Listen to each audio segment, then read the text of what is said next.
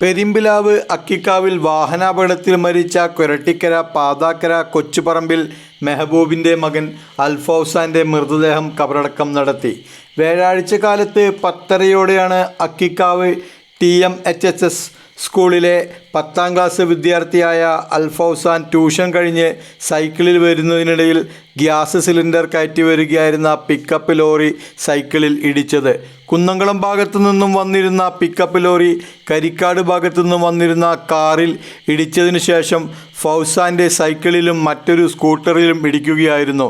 പരിക്കേറ്റ ഫൗസാനെ നാട്ടുകാർ ഉടൻ തന്നെ പെരുമ്പിലാവ് അൻസാർ ആശുപത്രിയിൽ എത്തിച്ചെങ്കിലും ജീവൻ രക്ഷിക്കാനായില്ല. വ്യാഴാഴ്ച വൈകിട്ട് പോസ്റ്റ്മോർട്ടം നടപടികൾ പൂർത്തിയാക്കി ബന്ധുക്കൾക്ക് വിട്ടു നൽകിയ മൃതദേഹം വെള്ളിയാഴ്ച കാലത്ത് 9:30-ന് പരുവക്കുന്ന് ജുമാ മസ്ജിദ് ഖബർസ്ഥാനിൽ കബറടക്കം നടത്തി.